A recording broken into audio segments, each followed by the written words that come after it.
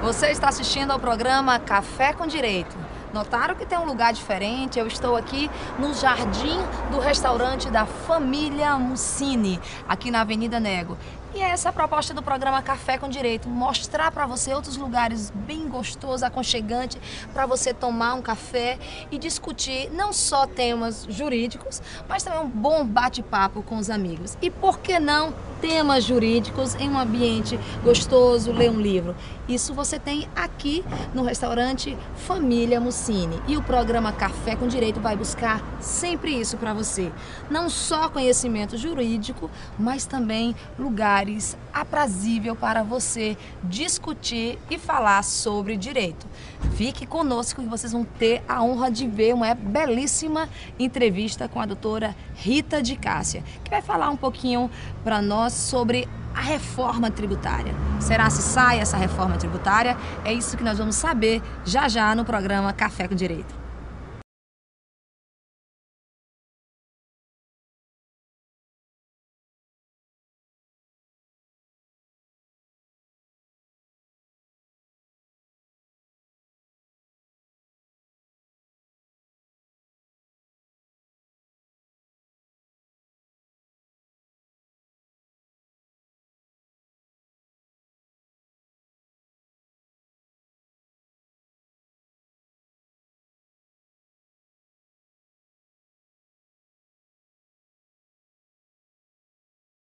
Retornamos e, conforme prometido, estamos aqui na família Mussini, na Avenida Nego, para tomar um cafezinho, porque o programa Café com Direito não é feito sem um cafezinho. E a gente vai tomar um café na companhia da juíza, a doutora Rita de Cássia Andrade, que vai falar aqui um pouquinho de uma área que eu sei que ela gosta, porque ela não só foi a criadora, como é a administradora do site Tribuna Forense, que tem artigos assim de sumidades no direito também tributário, que é a paixão dela. E aí a gente vai falar sobre a mini reforma tributária e também a guerra fiscal, que é o que está acontecendo hoje em dia, é o que está palpitando no mundo jurídico tributário. Doutora Rita, seja muito bem-vinda ao programa Café com Direito. Eu que agradeço a oportunidade, mais uma vez aqui na TV Master, né?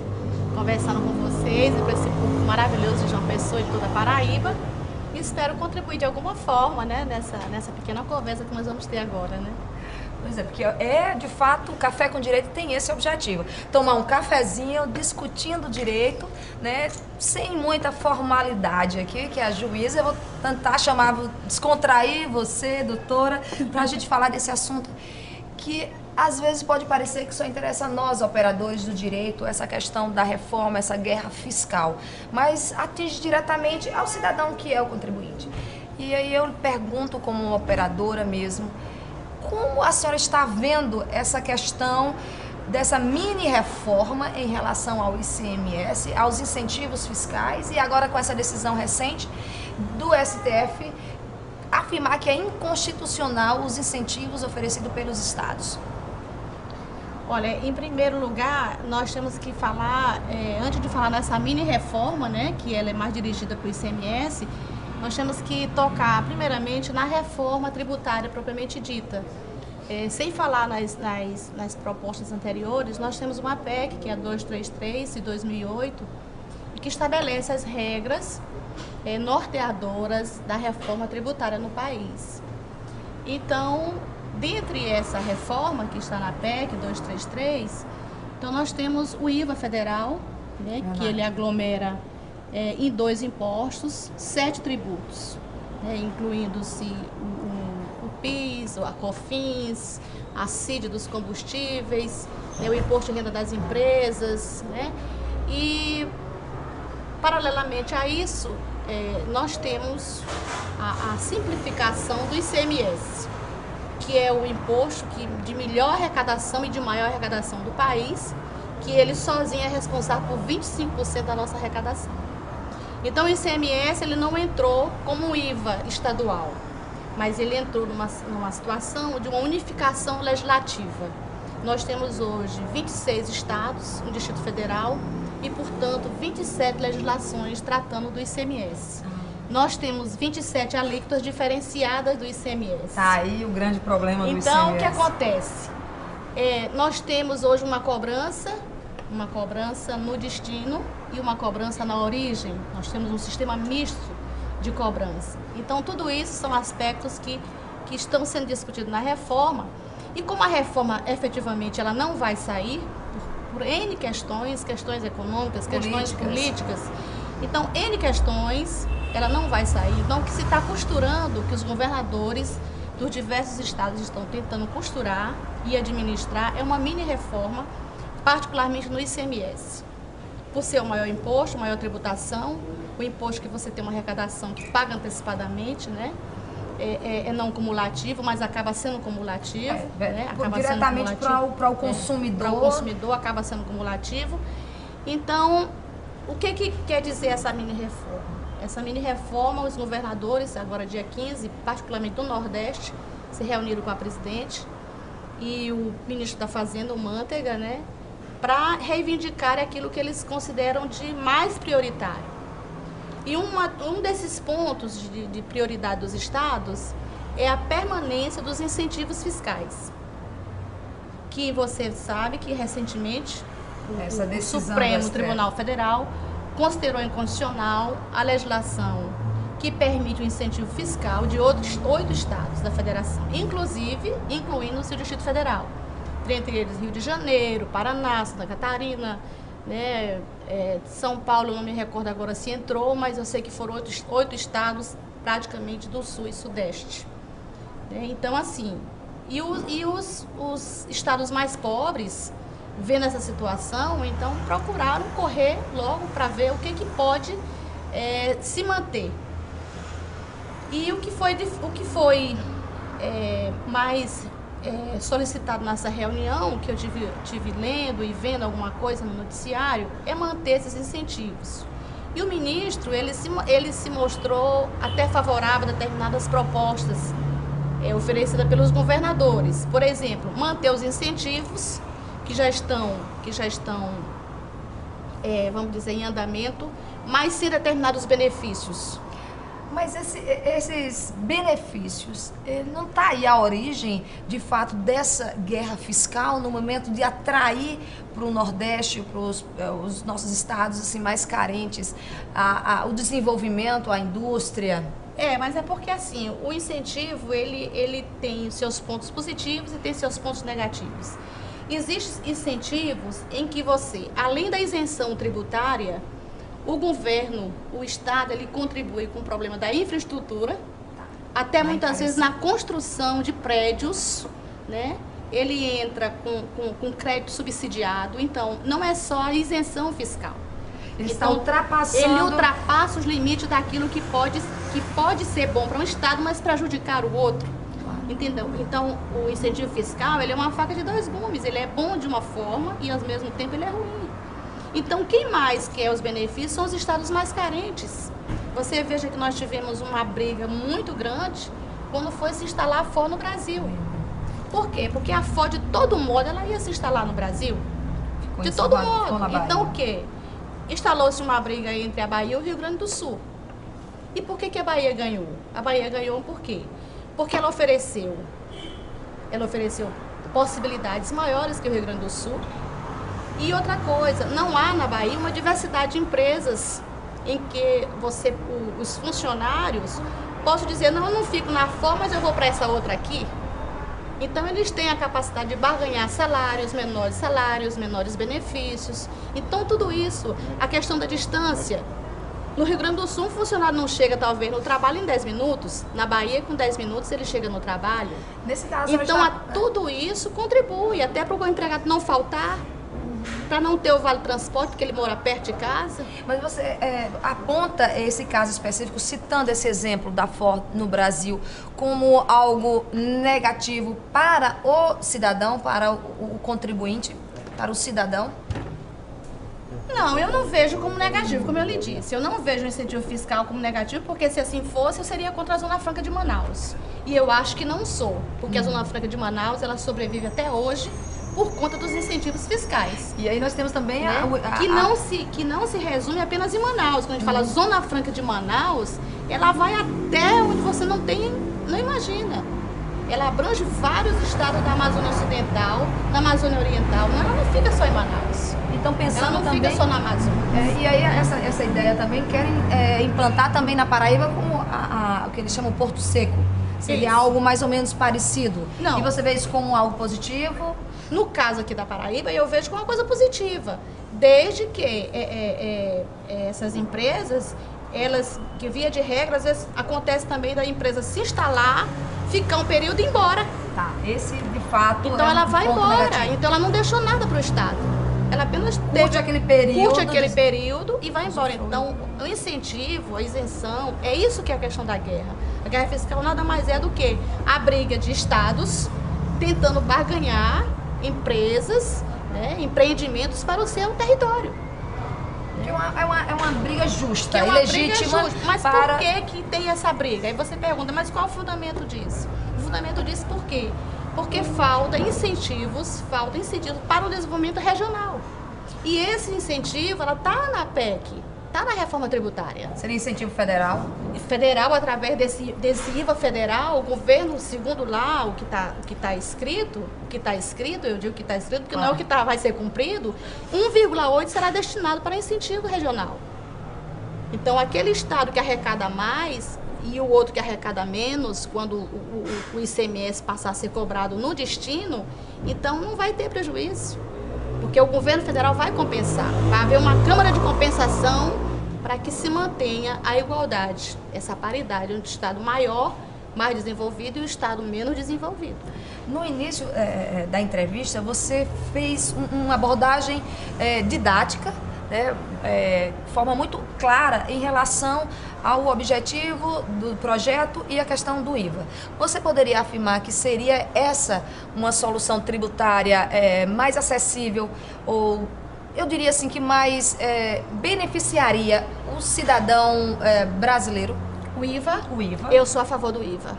Inclusive, o IVA porque em todo o país, vamos dizer, não vou falar todo o país, vamos falar do Mercosul, certo. Os países que envolvem o Mercosul, que é o Brasil, Argentina, Uruguai e Paraguai. Todos esses 3 países, e agora a Venezuela, que é o último país que aderiu, todos eles têm IVA. O IVA na Argentina, inclusive, incluindo o ICMS, é de 21%. Então, incluindo tudo, e nós temos só o ICMS, que varia de 17, 12, 11, 7. Nós temos assim, então, juntando tudo isso, e os impostos federais, que seriam o IVA federal, vai chegar a mais de 22, só o federal. Então, eu acho que se nós tivéssemos um IVA maior, mais abrangente, incluindo inclusive dos estados, seria mais produtivo. Puderam perceber, né? Falar de tributo, a gente não tem como fugir, falar de política é polêmico mesmo, mas a gente vai polemizar no segundo bloco. Aguarde só mais um pouquinho que você vai retornar com o programa Café com Direito. Vamos falar mais um pouco de imposto, aquilo que você sente diretamente no seu bolso quando você adquire qualquer produto. Já já voltaremos aqui diretamente da restaurante Família Mussini para continuar tomando um café e falando sobre direito tributário.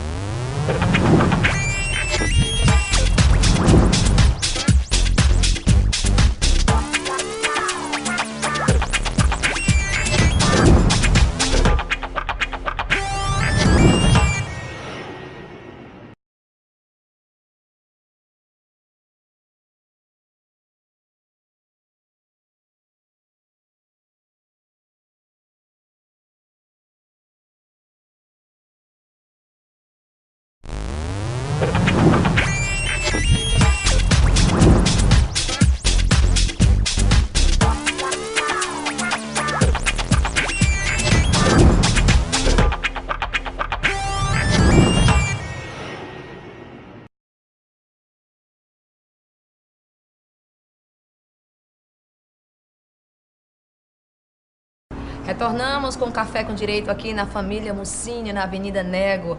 compartilhando um café e com esse tema polêmico com a doutora Rita, que adora direito tributário. Eu achava que eu era a mulher abusada com direito tributário, mas achei outra que gosta também de discutir. E, doutora Rita, tiramos o campo tributário só para o homem, né? A mulher também gosta de discutir direito tributário. Vamos falar mais um pouco, doutora Rita, sobre o que esses governadores foram buscar nessa mini-reforma, né? Além do incentivo, o que mais seria pertinente, até para o próprio telespectador tomar conhecimento, para saber que o nosso representante está buscando ou brigando de melhoria nesse campo tributário? Ah, tá. Os governadores do Nordeste e também da Paraíba, né, com certeza, eles reivindicam também o pagamento da dívida dos estados para com a União, e que essa dívida ela obedeça à correção através da Selic, seu indexador. Então a Selic é uma taxa que corrige os débitos fiscais, da Receita Federal, dos estados, dos municípios. A melhor que está tendo hoje em dia. É melhor que está tendo, então é de menor custo, né? Então eles foram buscar isso também. E uma outra reivindicação dos governos é a tributação das vendas através do comércio eletrônico. Porque veja bem, hoje se você faz uma compra pelo site em Minas Gerais, lá em Minas Gerais é emitida uma nota fiscal, lá o consumidor paga o ICMS e esse produto é entregue na Paraíba, mas o estado da Paraíba fica sem nada.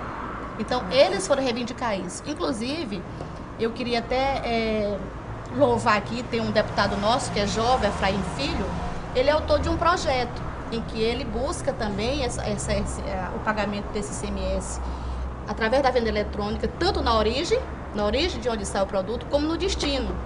E ele me parece que adota o sistema americano, onde lá nos Estados Unidos, quando o produto chega no destino, quem é responsável pelo pagamento é o consumidor final.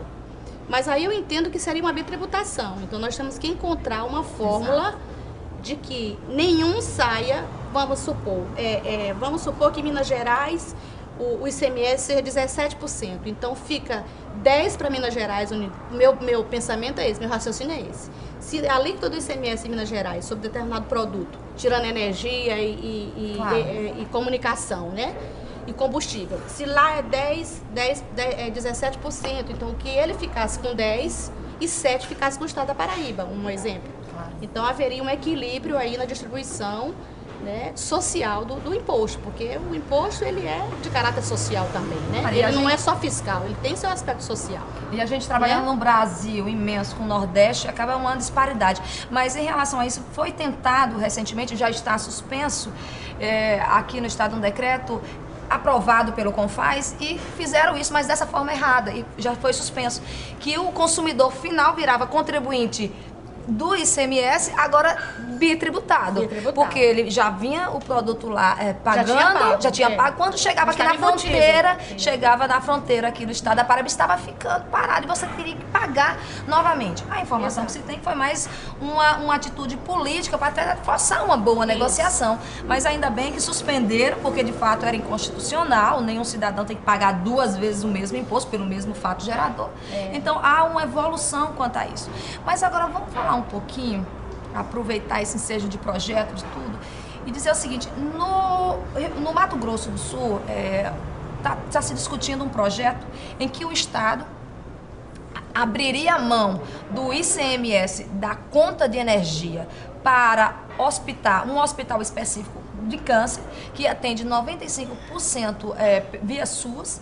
E isso haveria uma economia de uma média de R$10 mil, que seria revertido, claro, para o próprio hospital, né? E aí eu me retomo isso para a nossa realidade aqui no nosso estado da Paraíba, com o Hospital do Câncer. Será se não estava na hora? Como é que a gente poderia fazer para também trabalhar com algum projeto de lei, nesse caso, no nosso estado, já que é de conhecimento de todos que o hospital, o Laureano, aqui do estado da Paraíba, ele trabalha muito também com doações de entidade civil, do próprio cidadão mesmo. Haveria alguma possibilidade? Como é que a gente poderia começar, através do programa, dar uma cobrada nisso? E você também, como uma pessoa que tem uma excelente representação dentro do nosso estado, já poderia começar a movimentar esse incentivo? Veja bem, as entidades beneficentes, assim como escolas, igrejas, entidades de culto, religiosos, você sabe que nós já temos a imunidade constitucional. Isso. Né? Então, eu não sei se o Hospital Beneficente, ele ensino de particular, ele poderia, através de uma emenda, não só de deputados, de políticos de um estado, mas pensamento do Congresso, de colocar também esses hospitais que prestam esse tipo de serviço dentro dessa categoria de entidade beneficente, que presta serviço de saúde, dentro do campo das imunidades. Mas tirando isso, que é uma coisa mais abrangente, que a imunidade tributária é praticamente cláusula pétrea, né? Então, trazendo isso para o campo da isenção, isso aqui dependeria, como é um caso doméstico, né? Isso dependeria de lei, porque toda isenção, a isenção fiscal é uma forma de exclusão do crédito tributário. Então, ela só pode acontecer através de quê? De lei ou de contrato. O contrato, se for uma coisa por tempo determinado, mas isso aí, como não seria, teria que ser uma coisa permanente, então caberia o quê? A iniciativa ou da população, ou de um político, ou de vários políticos que abraçassem essa causa, né, diante dessa situação. Porque assim, Mato Grosso do Sul, Rio Grande do Sul são estados assim de vanguarda. Sempre eu estou pesquisando e estou vendo que eles estão sempre na frente, até o mesmo Poder Legislativo está sempre na frente, criando coisas novas, e a gente também tem que ser proativo nesse sentido, de buscar ideias novas, não para copiar, mas para adequar a nossa realidade. Então eu acho que se nós vivemos essa realidade, somos um estado pobre, que temos essas carências, principalmente hoje o câncer é uma doença que está assim, avançando gradativamente nas pessoas jovens, crianças, idosos, não escolhe mais idade nem nada. Então assim, eu acho que era o caso de se pensar, né? Já que são casos isolados, de uma isenção. Acho que uma isenção caberia, né? Já que ela se dá através de lei, não teria nenhuma dificuldade, a não ser política, né? Exatamente. A não ser política, né? A dificuldade poderia ser política. Mas eu acredito que os políticos da Paraíba são homens sensíveis, né? São homens que conhecem a nossa realidade, são nascidos e criados aqui. Eu acho que basta dar uma focinha, uma conversa e esse projeto se alavancar. Pois é, né? Tá vendo? Vocês que estão assistindo nosso programa pode somar essa verdade. voz aqui e fazer essa reivindicação. Eu não vou dizer a você que vou ingressar nessa seara, porque infelizmente eu sou uma magistrada, eu não posso estar, né, me imiscuindo no legislativo, né? Mas vamos então aproveitar, vamos aproveitar então, relembrando esse fato, essa sua posição como magistrada, e vamos falar sobre a aplicação, sobre a questão agora da jurisdição.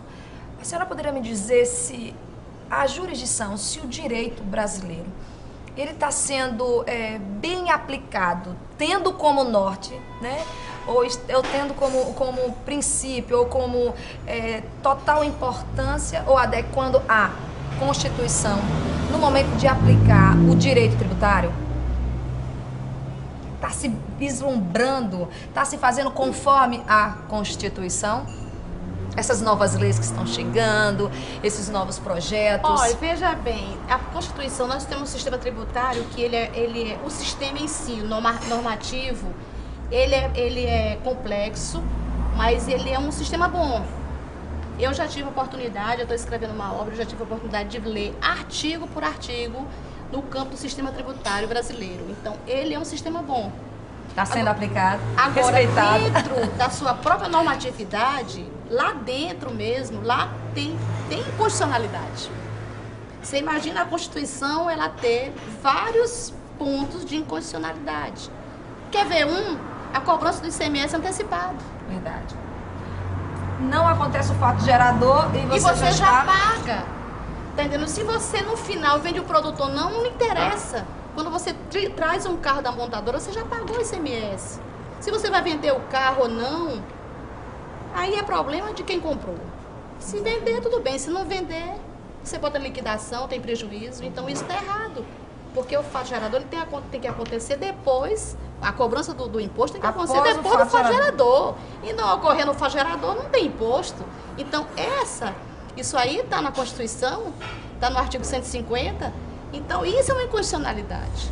Cobrança do imposto de forma antecipada. Substituição tributária que foi feita para alguns produtos e hoje generalizou-se. Verdade, banalizou. Banalizou-se. Então a substituição tributária hoje é uma coisa corriqueira. Não é só na Paraíba, no Brasil inteiro. Eu já tive a oportunidade de escrever um artigo sobre isso, um artigo de 47 páginas, e que eu botei num site de Minas Gerais e recebi até um louvor do dono do site. porque eu tive a oportunidade de dizer. Por isso que eu gosto de escrever, porque é o único lugar que eu tenho para desabafar as minhas mágoas em relação ao direito tributário, porque é um direito que eu estudo desde criança. De criança, sim, desde jovem, de faculdade, que eu sempre gostei, sempre me identifiquei com os professores. Eu fui aluna de Hugo de Brito Machado, então eu tenho aquela... Quando eu discuto fora das câmaras, eu fico vermelha de raiva. Entendeu? A gente vai se empolgando, a gente fala de forma apaixonante, quando menos espera. Quando eu encontro alguém, eu fico assim, que quer discutir, aí a pessoa é do sim, eu sou do não, eu sou do não e a pessoa é do sim. Então, assim, dentro da própria Constituição, tem muitas normas que são inconstitucionais e efetivamente não são aplicadas da forma como aquelas que estão corretas acabam não sendo praticadas. Entendeu? Esse é o grande problema que hoje em dia, diante da necessidade de um direito tributário justo, né, que eu acho que hoje em dia é isso que se preza, é isso que se tem que levar em consideração. O próprio legislador tem que ter isso em mente e procurar as novas leis, querendo retomar a contribuição, o CPMF, quer dizer, que já foi discutido, batido, que não é importante, não é bom para o contribuinte, não é bom para o cidadão. Há o desvio de toda essa aplicação, ele foi completamente... desprezado pela própria administração pública, né, que o idealizou posteriormente, e agora estão querendo resgatar, e já disse que não. Então, assim, não pode perder o foco da Constituição. Não, veja bem. Do direito justo, direito tributário justo. Veja bem, o executivo, ele tem o poder de determinados impostos, ele não precisa ele não precisa do legislador para instituir um imposto, para majorar um tributo. No caso do IOF, o IPI, que são impostos de caráter social, né? Que tem a questão do câmbio, a questão econômica, a contenção da inflação. Então, esses impostos, eles não têm caráter fiscal, e sim tem um caráter mais social do que fiscal. Você veja bem que agora, na nossa crise de 2008, o governo, naquela crise, adotou medidas em relação ao IPI que foram maravilhosas. Verdade. Ele baixou o IPI dos produtos dos carros até 1.000 quilômetros, baixou o IPI dos produtos de linha branca, depois foi para a bicicleta, depois estendeu para outros produtos. Então aquilo ali foi uma coisa maravilhosa, porque não reduziu o consumo e ajudou a equilibrar no momento de crise o país, certo? Mas agora nós estamos vivendo outra situação. O IOF aumentou para 6,7% agora, se você faz uma compra no exterior, sobre imposto de importação, se você faz uma compra no exterior, você, além do que paga, além dos encargos que vão incidir naquele produto, você ainda tem que pagar 6 e pouco de IOF. Então, isso aí não passou pelo Legislativo, isso aí é uma coisa que é do livre discernimento do Presidente da República. Então, assim, tem impostos que precisam ser trabalhados, regulados de uma maneira mais diferenciada, porque o poder de legislar na mão de uma pessoa só sobre tributação é muito sério, é de muita responsabilidade. Então eu acho que nós temos mesmo que brigar pelo Código do Contribuinte, né? Brigar firme pelo Código do Contribuinte. E aí, para a gente finalizar o nosso bate-papo aqui empolgante sobre direito tributário, vamos encerrar justamente falando sobre isso, doutora Rita. Você acredita que é necessário? Você acredita que um dia nós vamos ter um Código do Contribuinte, defesa do contribuinte? Acredito. Nós temos o Código de Defesa do Consumidor já, que durou muito tempo, que foi uma guerra muito grande, mas ele saiu e está aí protegendo direitos. E eu acredito que apesar do fisco, né, do fisco ser muito forte, né, ter prioridades, privilégios, prerrogativas, preferências, né? Todo crédito tributário ele é preferencial, o consumidor está numa ponta e o fisco está em outra, né? Mas eu acredito que um dia a gente pode ter um Código do Contribuinte, sim. Nós estamos avançando para isso, afinal de contas, nós, de 88 para cá, nós somos um outro Estado. Verdade. Nós vivemos um Estado de Direito, conquistamos instituições que são maravilhosas, como a democracia, a imprensa livre, o poder de opinião, o poder de fala. Em outros tempos eu não estaria aqui hoje falando isso que eu estou lhe falando. Então isso são instituições que nós conquistamos de 88 para cá. Então se nós conquistamos tudo isso, por que não um Código do Contribuinte? Eu acredito piamente que isso pode acontecer. Tá vendo? O cidadão que assiste o programa Café com Direito, ele acompanha a evolução do direito e ele pode sonhar, não é utopia não, ele pode sonhar, porque é essa necessidade, é vendo essa necessidade do crescimento, é vendo argumentos sólidos que a gente pode mudar o direito, e é isso mesmo, eu gosto de dizer que eu sou super otimista. Eu consigo ver, eu vejo as falhas do legislador, as falhas do nosso sistema judiciário, mas também a gente tem que focar para o lado positivo, para onde o direito está andando, né? Para onde a nossa sociedade está andando. Então é desse jeito que a gente encerra, agradecendo, doutora Rita, a sua participação. Pois não, pode Não, eu só queria finalizar dizendo a todos os contribuintes do Estado da Paraíba que eu tenho uma vontade imensa, uma vontade profunda de um dia ter tempo para poder explicar a cada um de vocês quanto vocês pagam de impostos, tanto diretos como indiretos. Quando você compra, faz a sua feira no supermercado, que dá R$500, eu gostaria de dizer para você quanto foi que você deixou lá de imposto. Quando você paga a sua luz, eu gostaria de dizer quanto foi que você deixou lá de COFINS, quanto foi que você deixou de ICMS. Eu gostaria muito de poder fazer isso, dar essa consciência para as pessoas, o que elas deixam, o que elas pagam de imposto. Porque até, doutora Rita, quando você tem a consciência do que você paga, você tem que ter a consciência de que ele é um direito, você tem uma obrigação de pagar o tributo, tá? Porque nós temos o direito de exigir a retribuição desse produto aplicado na finalidade que ele foi criado. Né? Nós sabemos que temos impostos que são vinculados, e outros não vinculados, mas cabe ao cidadão, a você que está nos assistindo, a fazer esse tipo de cobrança, a cobrar a efetiva aplicação desses recursos, né? Então esse é um papel seu, né, telespectador do programa Café com Direito.